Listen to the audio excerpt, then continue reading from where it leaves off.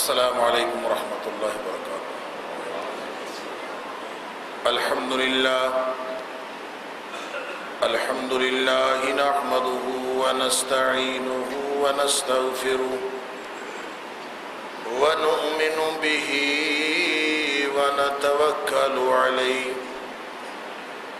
ونعوذ باللہ من شرور انفسنا ومن سیئات اعمالنا من يهده الله فلا مضل له ومن يضلل فلا هادي له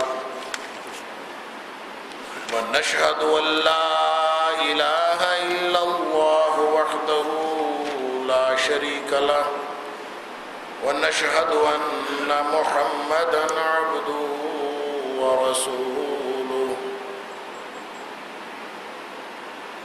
أرسله بالحق بشيرا ونذيرا بين يدي الساعة فمن يطع الله ورسوله فقد رشد واهتدى ومن يعص الله ورسوله فقد ضل وغوى فإنه لا يضر إلا نفسه ولا يضر الله شيئا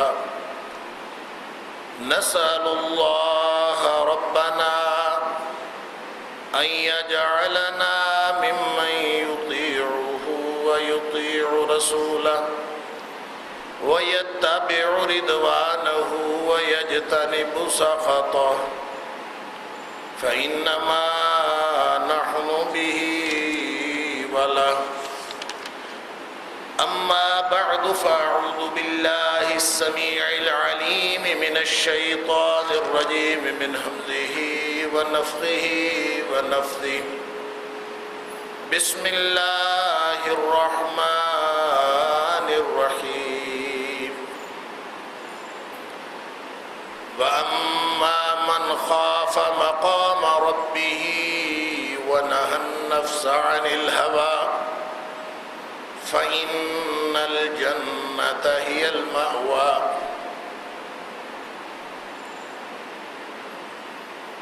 اور جو کوئی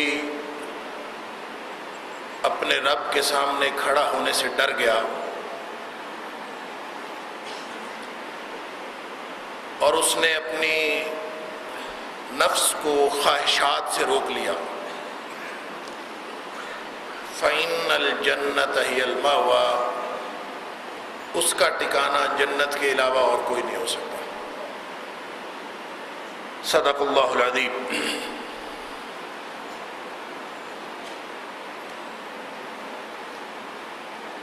اللہ کا دین، دین اسلام، اور اس کا اولین عملی تقاضا نماز، اس حوالے سے گفتگو آگے بڑھی تھی، اور پھر یہ موازنہ اور یہ تقابل ہماری گفتگو کا حصہ بنا تھا کہ نماز قائم کرنے اور نماز ضائع کرنے میں جو تعلق ہے اور جو نتائج کا فرق ہے، یہی فرق اور یہی تعلق صبر کرنے اور خواہشات کی پیروی کرنے میں۔ تو جب کوئی شخص صبر نہیں کرتا اور نماز نہیں پڑھتا تو اس کا منہج زندگی بدل جاتا ہے، زندگی گزارنے کا رنگ ڈھنگ بدل جاتا ہے، پھر اس میں نماز بھی ضائع ہوتی ہے، اس میں خواہشات نفس کی پیروی بھی ہوتی ہے۔ اور یوں یہ دو مناہج زندگی ہمارے سامنے آ گئے۔ ایک صبر اور صلات کا منہج زندگی ہے کہ ساری زندگی انسان نماز پڑھتا رہے، نماز کو قائم کیے رکھے، اس لیے کہ نماز بھی ایک پورے ضابطہ حیات کے ساتھ منسلک ہے۔ نماز کا پڑھنا صرف نماز پڑھنا نہیں، قرآن نے کہیں نہیں کہا کہ صلو نماز پڑھا کرو، بلکہ ہر جگہ حکم یہ فرمایا ہے اقیم الصلاۃ، نماز قائم کرو۔ کیوں؟ نماز پڑھنا اور بات ہے، وہ ایک مخصوص فعل ہے، لیکن نماز کو قائم کرنا اس کا تعلق منہج زندگی کے ساتھ ہے، پوری زندگی کے ضابطے کے ساتھ، ہمارے 24 گھنٹوں کے معمولات کے ساتھ، اور پورا جو انسانی جسم کا اور انسانی زندگی کا نظام ہے اس کے ساتھ اس کا تعلق ہے۔ اور میں نے وہ حدیث آپ کے سامنے رکھی تھی، آپ کو یاد ہوگا کہ نبی پاک صلی اللہ علیہ وآلہ وسلم نے 24 گھنٹے کا تجزیہ فرمایا اور اس کے ساتھ نماز کے تعلق کے واضح فرمایا کہ انسان اپنے عمل سے، انسان اپنی اس دنیا میں گزاری ہوئی زندگی کے ذریعے سے ہر وقت اور ہر لمحہ اپنے گناہوں کی بھٹی میں جل رہا ہے۔ یہ اللہ کا شکر ہے کہ اس نے نماز بنائی ہے، اس زندگی کے ساتھ نماز کا تعلق پیدا فرمایا ہے، یہ اس کا شکر ادا کرنا چاہیے، وگرنہ انسان ایک لمحے کی زندگی ایسی نہیں۔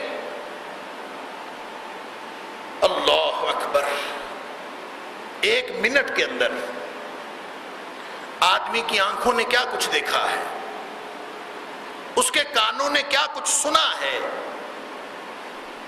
اور اس کی محسوسات میں کون کون سی چیزیں آئی ہیں، کس کس مقصد کے لیے کہاں کہاں اس کے ہاتھ ہلے ہیں، کس کس مقصد کے لیے اس نے اپنے دل کے خیالات کو پالا ہے، کون کون سی اس نے منصوبہ بندیاں کی ہیں۔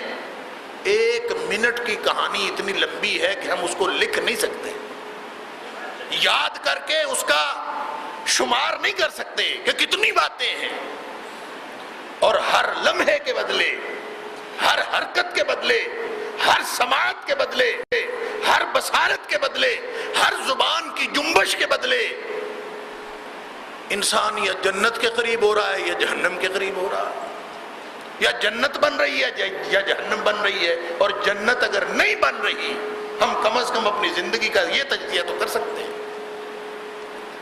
کہ میری زندگی کے گزارے ہوئے لمحات، کیا اس کے نتیجے میں جنت کے قریب ہو رہا ہوں؟ کیا میرا ہر عمل جنت کے قریب کر دینے والا عمل ہے؟ اگر نہیں ہے تو درمیان میں دوسرا راستہ کوئی نہیں، بس ایک ہی راستہ ہے، یا جنت ہے، اور اگر جنت کے قریب نہیں ہو رہے تو پھر جہنم کے قریب جا رہے ہیں۔ اللہ اکبر۔ اس لیے نبی پاک صلی اللہ علیہ وسلم نے تجزیہ فرماتے ہوئے فرمایا تحترقون تحترقون، تم اپنے گناہوں کی بھٹی میں ہر وقت جل رہے ہو۔ اور میں نے عرض کیا تھا یہ نبی رحمت صلی اللہ علیہ وآلہ وسلم کا فرمان ہے، وہ اللہ کے نبی جو فرماتے ہیں اوتیت بجوامع الکلم، مجھے کلام کی جامعیت عطا فرمائی گئی ہے۔ نبی پاک صلی اللہ علیہ وآلہ وسلم کوئی زائد لفظ نہیں بولتے، آپ کو کلام بڑھانے کی ضرورت پیش نہیں آتی، زائد الفاظ ساتھ لگانے کی ضرورت پیش نہیں آتی۔ اللہ نے جامع کلام عطا فرمایا ہے، تھوڑے سے الفاظ بولتے ہیں پوری کہانی ادا ہو جاتی ہے۔ یہ نبی پاک صلی اللہ علیہ وسلم کا معجزہ۔ لیکن نبی پاک صلی اللہ علیہ وسلم تحترقون کا لفظ ایک دفعہ نہیں بولتے، فرماتے ہیں تحترقون تحترقون۔ کیا بتانا مقصد ہے کہ کون سا لمحہ زندگی ہے تمہارا جس میں سارے کام جنتیوں کے سے کام ہیں؟ کتنی باتیں تمہارے منہ سے نکلتی ہیں جو جہنم کا باعث بن سکتی ہیں؟ کتنی تمہاری آنکھیں، میں تو کہتا ہوں ایک منٹ کیا، ایک سیکنڈ، ایک آنکھ کا لحظہ، یوں آنکھ اٹھا کے دیکھیں اور جس چیز پہ نگاہ پڑی ہے اسی کو ذرا شمار میں لا کے دیکھیں، آپ لکھ سکتے ہیں، گن سکتے ہیں کہ کیا کچھ دیکھا ایک لمحے کے اندر، اور ان بشارتوں کی وجہ سے، ان سماعتوں کی وجہ سے ہمارا انجام کیا ہونے والا ہے۔ اللہ اکبر۔ تو نبی پاک صلی اللہ علیہ وسلم اس پورا گویا زندگی کا منہج ہے، نماز اور صبر منہج زندگی ہے۔ اور نبی پاک صلی اللہ علیہ وسلم نے 24 گھنٹے کے معمولات کا تجزیہ فرمایا۔ کیا تجزیہ فرمایا؟ کہ تمہارے تو کرتوت یہی ہے، تحترقون تحترقون، گناہوں کی بھٹی میں جل رہے ہو، لیکن یہ اللہ کا کرم ہے کہ آگے نماز آ جاتی ہے۔ فَإِذَا صَلَّيْتُمُ الصُّبْحَ، فجر کی نماز سے شروع کیا، فرمایا جب فجر کی نماز پڑھتے ہو غسلتھا، یہ جتنے گناہ کیے تھے، یہ میں حدیث عرض کر چکا ہوں پہلے، جتنے گناہ کیے تھے اللہ کا کرم ہوا، نماز آ گئی، نماز نے وہ سارے گناہوں کی بھٹی جو جلی تھی اس کو بجھا دیا۔ لیکن ہوا کیا؟ زندگی تو جاری ہے۔ پھر نماز پڑھ کے باہر نکلے، وہی میدان، وہی دکان، وہی کاروبار، اللہ اکبر، وہی نوکریاں، وہی معاشرہ، وہی عریانی، وہی فحاشی، وہی بد کلامی، وہی بد زمانی، وہی بد نظری، وہی بد سماعتی، وہی معاشرہ ہے۔ فرمایا ثم تحترقون تحترقون، پھر تم گئے اسی گناہوں کی بھٹی میں جلنے کے لیے۔ اللہ کا کرم ہوا کہ آگے ظہر کی نماز آ گئی۔ فَإِذَا صَلَّيْتُمُ الظُّهْرَ، جب ظہر کی نماز پڑھ لی، غسلتھا، اللہ تعالیٰ اس نماز کی برکت سے وہ گناہوں کی بھٹی کو بجھا دیتا ہے۔ پھر فرمایا ثم تحترقون تحترقون، یہ بھی نہیں فرمایا علی ھذا القیاس، یہ بھی نہیں فرمایا کہ اسی طرح ساری نمازوں کے ساتھ، نہیں فرمایا، ہر نماز کے درمیان میں دو دو دفعہ نبی پاک صلی اللہ علیہ وسلم نے یہ الفاظ پڑھے، جلتے رہتے ہو جلتے رہتے ہو۔ اور پھر عصر کی نماز آ جاتی ہے، عصر کی نماز پڑھی، غسلتھا ثم تحترقون تحترقون، پھر نماز پڑھی اگلی ظہر مغرب کی نماز آ گئی، غسلتھا، اس نے بجھا دی۔ پھر عشاء کی نماز آ گئی، عشاء کی نماز نے بھی سارے گناہ مٹا دیے، آگ بجھ گئی، جو گناہوں کی بھٹی جلی تھی بجھ گئی۔ عشاء کی نماز پڑھ کے فرمایا ثم تنامون، پھر تم سو جاتے ہو۔ اللہ اکبر۔ تو میں نے عرض کیا تھا کہ اس کا مطلب یہ ہے کہ جو سوتا نہیں ہے نا، اگر سوتا نہیں ہے، تنامون نہیں کرتا، تو کیا کرتا ہے؟ تحترقون تحترقون، پھر وہ گناہوں کی بھٹی میں جلے گا اگر سوتا نہیں ہے۔ تو نبی پاک صلی اللہ علیہ وسلم نے فرمایا جب سو جاؤ تو فلا یکتب علیکم حتی تستیقظوا، اور جب تک تمہاری آنکھ نہ کھلے صبح، تب تک کچھ نہیں لکھا جاتا، جو مرضی خواب دیکھو، جو مرضی کرتے رہو۔ یہ اللہ کا کرم ہے، یہ ہے معمولات زندگی، ہمارے نظام زندگی میں اسلام کے اس پورے ضابطے میں نماز کی حیثیت یہ ہے۔ اقیم الصلاۃ قائم ہوگی، اپنے وقت پہ ہوگی، اس سسٹم کا حصہ بنیں گی، منہج زندگی بنے گا، تو پھر انسان اس منہج زندگی کے ذریعے سے، اس راستے کے ذریعے سے جنت تک پہنچ سکتا ہے۔ دوسری چیز اس کے ساتھ ہے صبر، اور میں نے عرض کیا تھا اور ہماری گفتگو اس نتیجے پہ پہنچی تھی کہ صبر اپنے تمام تر مظاہر کے ساتھ اور تمام تر نوعیتوں کے ساتھ بنیادی طور پر حبس النفس کا نام ہے، اپنے نفس کو روک لینے کا نام ہے۔ حبس النفس علی الطاعہ، اللہ کی اطاعت میں اپنے نفس کو لگام دینا، حبس النفس عن المعصیہ، گناہوں سے رکنے کے لیے اپنے نفس کو لگام دینا، اور حبس النفس علی المصیبہ، کہ جو مصیبتیں مشقتیں آئیں اس پر اپنے نفس کو لگام دینا۔ تو جو فطری رد عمل انسان کا پیدا ہوتا ہے کسی بھی حالات کو دیکھ کر کیا فطری رد عمل پیدا ہوتا ہے کہ آدمی بھاگ جائے، واویلا کرے؟ نہیں بھاگنا، یہ صبر ہے۔ اللہ کے حکم دیکھ کر دل کرتا ہے اتنا سخت حکم نہیں ہونا چاہیے، اللہ کا حکم مان لینا، یہ صبر ہے۔ گناہوں کی طرف اپنے دل کی کشش دیکھ کر، اپنی رغبت دیکھ کر، اور ارد گرد کی دنیا میں گناہ کے مواقع دیکھ کر دل تو کشش کرتا ہے کہ آدمی گناہ میں ملوث ہو جائے، اس کو روک لینا صبر ہے۔ یہ پورا منہج زندگی ہے جس کو صبر و صلات کا منہج کہتے ہیں۔ اس کے مقابلے میں فخلف من بعدہم خلف اضاعوا الصلاۃ واتبعوا الشہوات، اس کے مقابلے میں وہ منہج زندگی کہ جیسے جیسے دل کیا ویسے ویسے کرتے گئے، ساری زندگی اسی طرح گزار دی. دل نہیں کیا نماز نہیں پڑھی، دل کیا تو پڑھ لی. تو جتنا نقصان نماز نہ پڑھنے کا اتنا ہی نقصان نماز پڑھنے کا. کیوں؟ وہ اللہ کی نماز تو نہیں پڑھی، وہ تو دل کی پڑھی. پورا منہج زندگی ہے. دل کیا تو پڑھ لی، دل کیا تو نہ پڑھی، یہ اللہ کی نماز نہیں ہے. اللہ کی نماز تو پورا زندگی کا منہج ہے. اگر پوری زندگی کے منہج میں صبر و صلات آ گیا تو سمجھ لیجئے کہ یہ جنت کا منہج مل گیا. اور اگر اضاعوا الصلاۃ واتبعوا الشہوات آ گیا تو فکر کیجئے یہ جہنم کا منہج ہے. اللہ تعالیٰ اس سے محفوظ فرمائے. اب وہ جو جنت کا منہج ہے، جو جنت کو لے جانے والا منہج ہے، میں نے آیت آپ کے سامنے تلاوت کی، بلکہ دو چھوٹی چھوٹی آیات. وَأَمَّا مَنْ خَافَ مَقَامَ رَبِّهِ، جنت کے منہج پہ جانے والا. نتیجہ بتایا فَإِنَّ الْجَنَّةَ هِيَ الْمَأْوَىٰ. کرنا کیا اس نے؟ سب سے پہلے اس کے دل میں خوف پیدا ہوا. اما من خاف مقام ربہ، کس بات کا خوف؟ اپنے رب کے سامنے کھڑے ہونے کا خوف کہ اللہ میں تیرے سامنے کیا جواب دوں گا؟ میری تو ساری زندگی گناہوں کی بھٹی ہے، میں تو ساری زندگی گناہوں کی بھٹی میں جلا ہوں. میری جوانی کہاں گئی؟ میرا وقت کہاں گیا؟ میری صلاحیتیں کہاں گئیں؟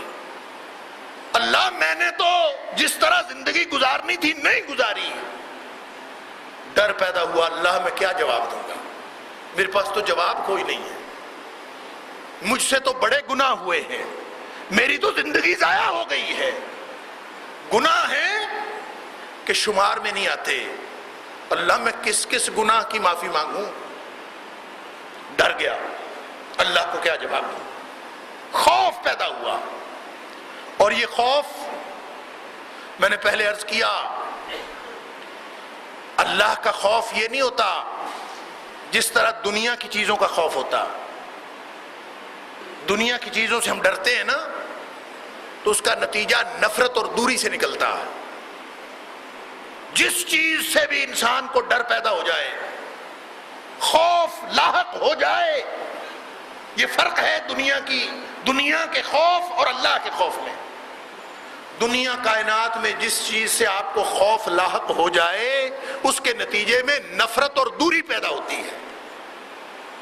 آدمی اس سے نفرت کرنا شروع کر، اس سے دور بھاگتا، اور سوال ہی پیدا نہیں ہوتا کہ آپ کسی چیز سے ڈریں اور پھر اس کی قربت حاصل کرنے کی کوشش کریں. یہ صرف اللہ کا خوف ہے کہ جس کے دل میں یہ خوف پیدا ہو گیا اس سے قربتیں اور محبتیں پیدا ہوتی ہیں. اللہ کا خوف اس طرح سے نہیں ہے کہ اللہ کوئی ڈراؤنی چیز ہے، نعوذ باللہ من ذالک. اللہ کوئی خوفناک شخصیت ہے، اس سے دور بھاگنا ہے، نہیں. اللہ تو بڑا پیار کرنے والا ہے، وہ تو بڑا غفور الرحیم ہے. اس نے تو اپنے عرش کے اوپر لکھ رکھا ہے ان رحمتی سبقت غضبی، میری رحمت میرے غصے کے اوپر حاوی ہے، میری رحمت میرے غصے کے اوپر حاوی ہے. اور قرآن نے اعلان کیا ہے ان رحمتی واسعت کل شیء، کائنات کی کوئی چیز ایسی نہیں جس پر اللہ کی رحمت سایہ فگن نہ ہو. ہر چیز کے اوپر اللہ کی رحمت ہے. وہ غفور الرحیم، وہ پیار کرنے والا، وہ رافت رکھنے والا، وہ نرمی کرنے والا، وہ بخشنے والا، وہ رحمتوں والا. اس کے سامنے جا کے میں کیا جواب دوں گا کہ میں زندگی میں کیا کرتا رہا؟ یہ ہے خوف اللہ کے سامنے. اللہ اکبر. جس کا منہج زندگی مشکوک ہو، سمجھ لیجئے مسئلہ کیا ہے. جس کا زندگی کا منہج مشکوک ہے، جس کی زندگی کی دوڑ دھوپ مشکوک ہے، واضح نہیں ہے، اس کو خود نہیں پتا کہ میں دنیا کے لیے کر رہا ہوں کہ دین کے لیے کر رہا ہوں. بے نیتی کے ساتھ، بے مقصدیت کے ساتھ، اللہ اکبر. اور بے مقصدیت کی زندگی کوئی زندگی نہیں ہوتی. جس میں مقصد کوئی نہ ہو، وہ چاہے علم ہو، وہ چاہے عمل ہو، وہ چاہے جتنا مرضی بڑا کام ہو، جب اگر اس کے پیچھے مقصدیت نہیں ہے، مقصد واضح نہیں ہے، تو وہ کام کچھ بھی نہیں. یہ پہلی وحی نے بھی یہی درس دیا ہمیں. یعنی سب سے پہلی وحی کیا تھی؟ اقرا، پڑھو. گویا تعلیم حاصل کرنا کائنات کا مقصد اولین ٹھہرا. علم حاصل کرو، اقرا، پڑھو. لیکن نبی پاک صلی اللہ علیہ وسلم نے اس کا جواب کیا دیا؟ جبریل نے کہا تھا پڑھو، اقرا، پڑھو. تو نبی پاک صلی اللہ علیہ وسلم نے پڑھ دیا تھا؟ نہیں پڑھا. فرمایا ما انا بقارئ. اور ما انا بقارئ کا معنی یہ ہے، اللہ اکبر، ایک معنی تو ہم سارے یہی کرتے ہیں کہ نبی پاک صلی اللہ علیہ وسلم فرمایا میں پڑھا ہوا نہیں ہوں. یہ معنی نہیں ہے اس کا. لفظی معنی اس کا ہے میں پڑھنے والا نہیں ہوں. ما انا بقارئ، میں پڑھنے والا نہیں ہوں. اور پڑھنے والا کیوں نہیں ہوں؟ پڑھے ہوئے نہیں ہیں اس لیے نہیں پڑھے ہوئے، یا پڑھنے سے ویسے انکار کر رہے ہیں؟ یہ ہماری اپنی انٹرپریٹیشن ہے. لفظ کا معنی تو میں پڑھنے والا نہیں. ما انا بقارئ، یہ تو ایسے ہی ہے نا، آپ سے کوئی کام کہا جائے کہ یہ کام کرو، آپ اس کے جواب میں کہیں ما انا بفاعل، میں یہ کرنے والا نہیں. تو اس سے یہ نتیجہ لازمی طور پر اخذ نہیں ہوتا کہ آپ میں وہ کام کرنے کی صلاحیت نہیں ہے. صلاحیت ہو بھی تو ما انا بفاعل، نہیں میں کرتا. وہ کہا، جبرائیل علیہ السلام نے کہا اقرا، پڑھ.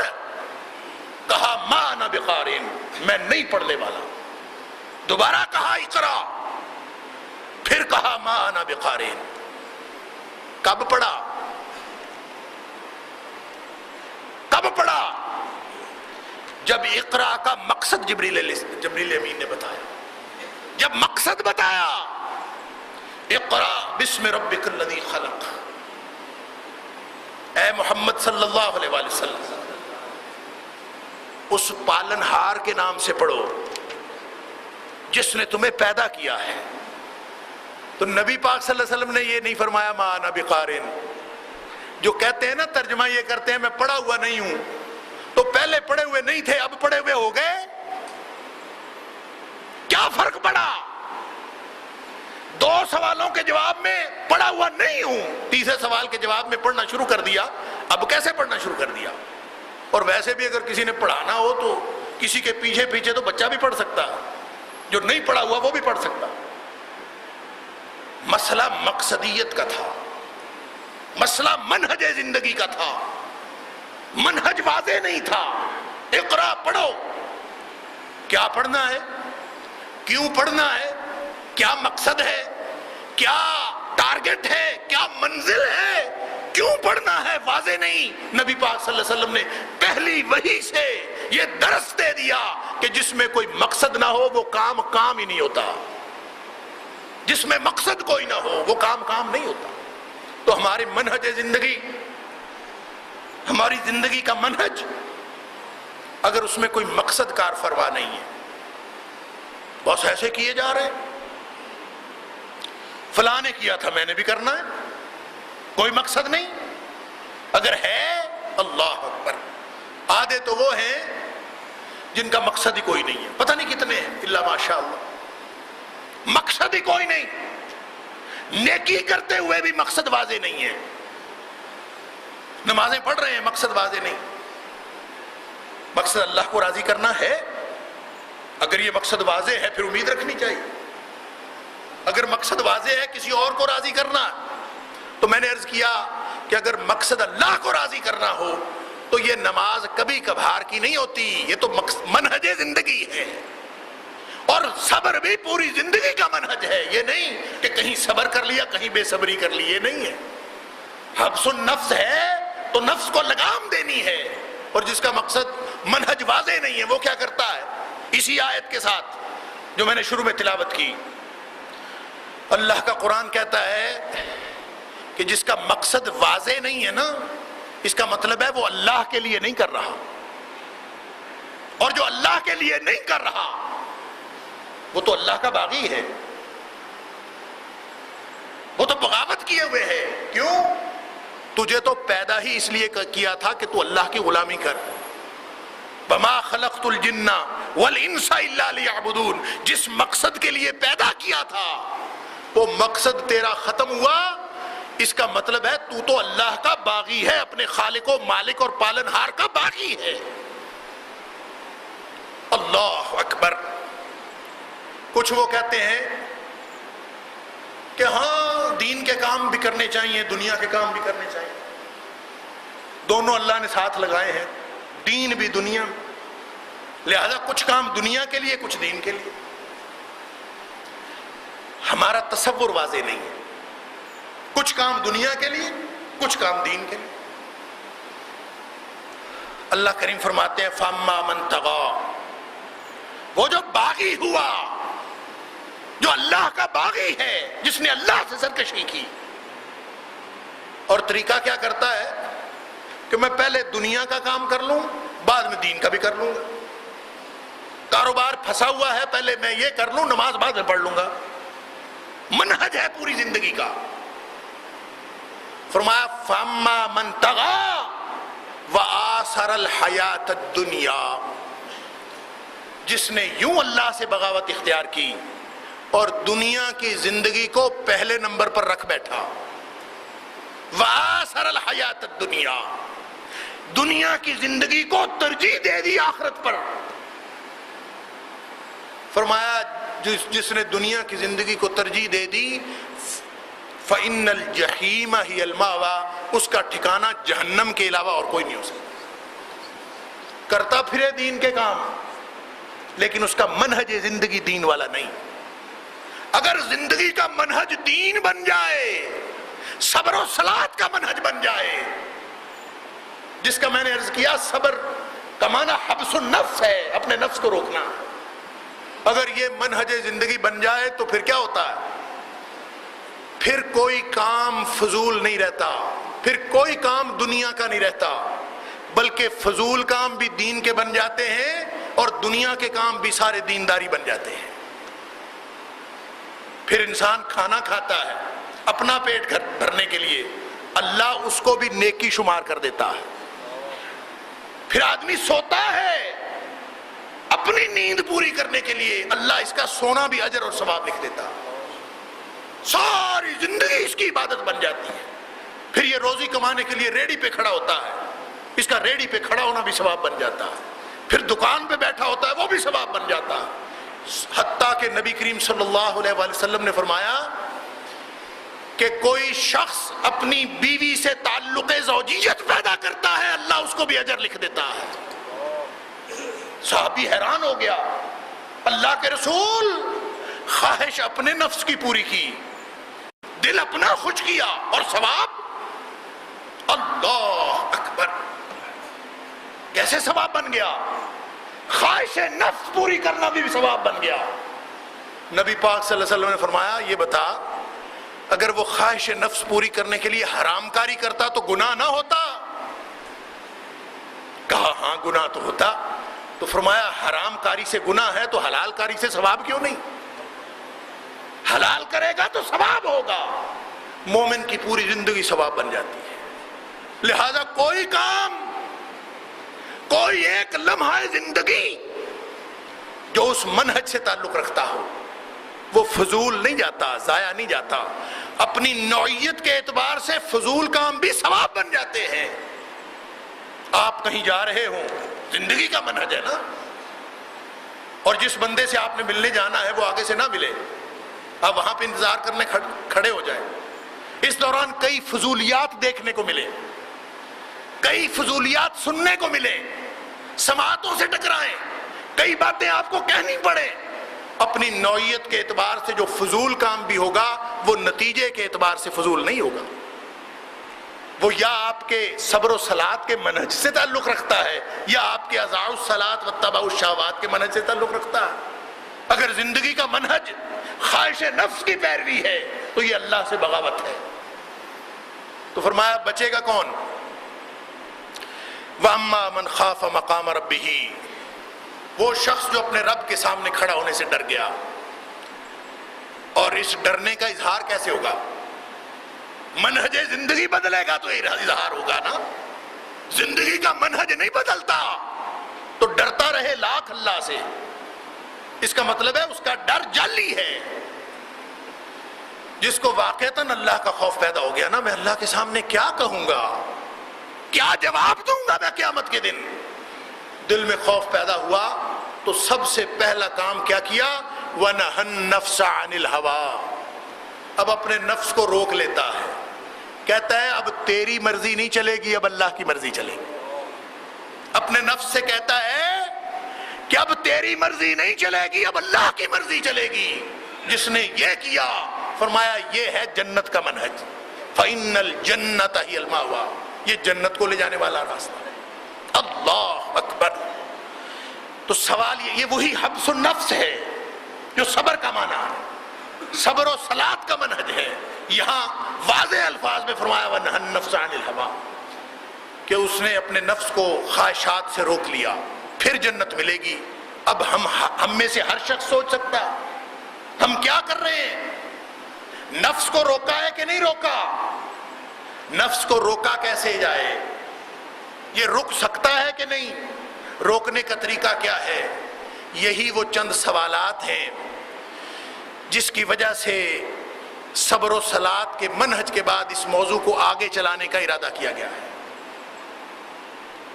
میرے پاس میں نے پچھلے جمعے میں عرض کیا کہ کچھ لوگ آئے تھے کہ بات حبس النفس پہ رکی ہے، نفس کو روکنے پہ رکی ہے، تو نفس کو روکنا کیسے ہے؟ اس کا طریقہ کیا ہے؟ اللہ اکبر۔ تو اللہ کی توفیق سے اس پہ چند باتیں انشاءاللہ عرض کروں گا، لیکن پہلے یہ سمجھ لیجئے کہ نفس کس بلا کا نام ہے، نفس کہتے کس کو ہیں؟ عام طور پہ ہماری سمجھ میں یہ بات نہیں آتی، یا اگر آتی ہے تو کوئی نہ کوئی اس کے جواب میں کوئی اور بات جو اس کے ساتھ ٹکرا جاتی ہے، بات سمجھ نہیں آتی نفس ہے کیا چیز۔ قرآن پاک میں نفس کو مختلف معنی میں استعمال کیا گیا، اور کبھی نفس کی جگہ کوئی اور الفاظ بھی استعمال کیے گئے۔ مثال کے طور پر روح کا لفظ استعمال ہوا، فَنَفَخْتُ فِيهِ مِن رُوحِي فَإِذَا سَوَّيْتُهُ، اللہ تعالیٰ فرماتا ہے میں نے اس کو بنا لیا، ٹھیک ٹھاک بنا لیا۔ اس کا مطلب ہے جس کو بنایا وہ روح کے علاوہ کوئی چیز ہے۔ فَإِذَا سَوَّيْتُهُ، میں نے اس کو پورا بنایا۔ وَنَفَخْتُ فِيهِ مِن رُوحِي، پھر میں نے اس کے اندر روح پھونک دی۔ اس کا مطلب ہے ایک روح ہے، ایک وہ جسم ہے جو اللہ نے بنایا، اور اسی طرح ایک نفس ہے۔ نفس کو کبھی تو ان معنوں میں استعمال فرمایا کہ پورا وجود نفس ہے، پوری ذات نفس ہے۔ قُوْا أَنفُسَكُمْ وَأَهْلِيكُمْ نَارًا، اپنے آپ کو اور اپنے اہل و عیال کو جہنم کی۔ اور مختلف جگہ پہ انفس یا نفوس کا لفظ استعمال ہوا، اور انفس کا مطلب ہے انسان کا اپنا وجود۔ اور اردو میں بھی یہ اصطلاح بہت استعمال ہوتی ہے کہ آفاق و انفس سے دلائل لیے جاتے ہیں۔ آفاق و انفس یہ اصطلاح استعمال ہوتی ہے۔ آفاق افق سے ہے جس کا معنی کنارے ہوتا ہے، ارد گرد پھیلی ہوئی کائنات اس سے مراد ہے، اور انفس نفس سے ہے جس کا مطلب ہر وہ وجود ہے جو اس کائنات میں موجود ہے، ہر وہ وجود۔ ان سب میں دلائل ہیں، تو نفس بطور وجود کے بھی ہے، اور ایک نفس ہے جو جس کا استعمال جو ہمارا موضوع ہے وہ ہے انسان کا اندر۔ فرمایا ربکم اعلم بما فی نفوسکم، تمہارے اندر کیا ہے اس کو تم سے زیادہ تمہارا رب جانتا ہے۔ ربکم اعلم، تمہارا پالنے والا تمہارا رب زیادہ جانتا ہے بما فی نفوسکم، جو تمہارے اندر ہے۔ اس کا مطلب ہے نفس کا مطلب کوئی اندر کی بات ہے، بعض اوقات نفس کا معنی اندر کی کیفیات ہے، بعض اوقات انسان کی کیفیت اور اندر انسان کا باطن وہ برائی کی طرف مائل ہوتا ہے، ہر وقت دل تڑپ رہا ہوتا ہے برائی کرنے کے لیے۔ اللہ اکبر! تو یہ نفس کی ایک کیفیت ہے، قرآن نے اس کو نفس امارہ کہا۔ وَإِنَّ النَّفْسَ لَأَمَّارَةٌ بِالسُّوءِ، یہ ایک کیفیت ہے باطن کی، اندر کی کیفیت، کہ وہ انسان کو ہمیشہ برائی کا حکم دیتی ہے، برائی کی طرف لے کے جاتا۔ اور کبھی فرمایا کہ یہ جو اندر کا لفظ ہے نا، یہ اندر کا جو نفس ہے، جو انسان کا باطن ہے، جو اندر بیٹھا ہے، یہ بعض اوقات امارہ نہیں ہوتا، بلکہ اس کی کیفیت یہ ہوتی ہے کہ گناہوں پہ مجبور بھی کرتا ہے اور پھر گناہوں پہ ملامت بھی کرتا ہے۔ لا اقسم بیوم القیامہ، کہ نفس لوامہ، کہ جو نفس ہے اور ملامت کرتا ہے انسان کو، یہ بھی ایک نفس ہے، اندر کی کیفیت ہے۔ انسان جو کچھ یعنی اندر ہی انسان کا باطن ہی برائی پہ مجبور کرتا ہے، اور باطن ہی اس کو پھر ملامت کرتا ہے کہ تو بہت برا ہے۔ اس کا مطلب ہے یہ ہے تو کیفیت بری، لیکن اس کیفیت سے کسی حد تک بہتر ہے جو ہمیشہ برائی کی طرف لے کے جاتی ہے۔ اور ایک کیفیت یہ ہے، یا ایتھا النفس المطمئنہ،